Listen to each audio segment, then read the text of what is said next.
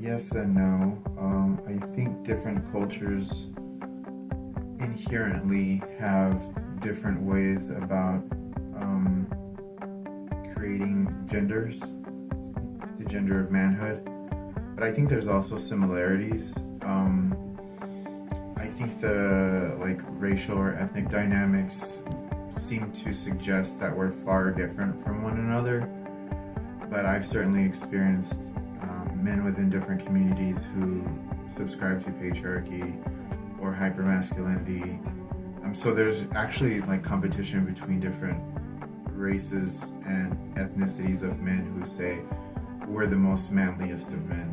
There's this kind of competition between men in that regard. So white men are more manlier than black men are more manlier than white men, Latino men are more manlier than everybody, right? So these are the kind of communities that I've known over time, and so there is this buy-in of masculinity that seems to occur, but then that's relative to the other culture. So this is why they have a perception of they are more manly than the other group, because their group has created expectations of them as men. So, and I think class bears into that as well.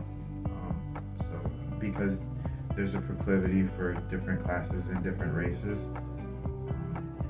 that white-collar men of particular races are viewed as less manly than blue-collar men of particular races. So there's an intersectionality of class, race, and culture that make men think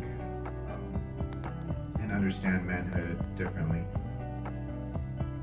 Yes, I think colonialism definitely plays a part in how particular men are perceived. I was kind of discussing this when I was talking about Latino men or men in general as providers, and how the provider experiences life external from the home.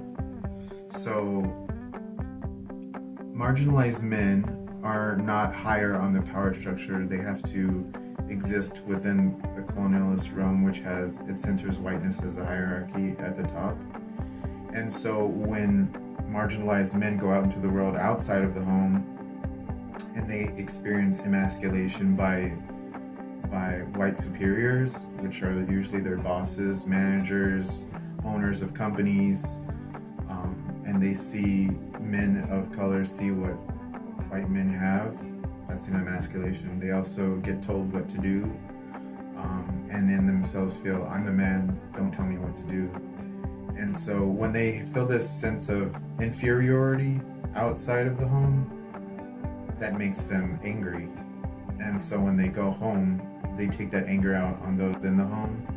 And so you see that the manifestation of inferiority outside of the home produces a very hostile environment within the home, because outside I'm inferior, and here I'm superior. Outside I'm not the boss, inside I am the boss. And so there's this pendulum swing of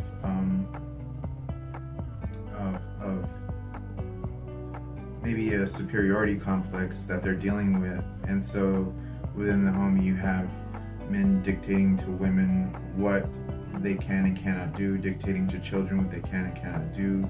This could involve domestic violence, this could involve verbal abuse, this could involve alcoholism in terms of I want to drink my stresses away. This could involve shutting down and not wanting to talk about what happens at work or in the outside world. This could involve shame in terms of I don't have a job that commands respect, that I am lower on the economic totem pole.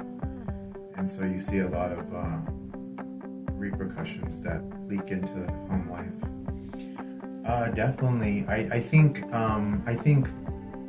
certainly I've experienced this within Latino community, that someone who is hypermasculine is usually perceived as insecure, because you can feel, we get a sense as a culture of this person is trying really hard to be the toughest person in the room, and the toughest person in the room doesn't need to prove anything. And I've been in enough spaces where someone who's very loud and brash about their masculinity challenges people to fights, and the fights don't end well for that person because they're not, in truth, the most masculine person in the space, and there ends up being somebody's beat up because they're looking around going to prove how hard they are. And there's definitely times when they can invoke violence on someone. They can certainly win fights, but there's definitely a space where this person is just going around alienating everyone else, and that gets them in trouble, and so they end up having multiple assault charges, or they end up in the hospital a lot because they're constantly going around looking to prove how hard they are, and so they end up fighting.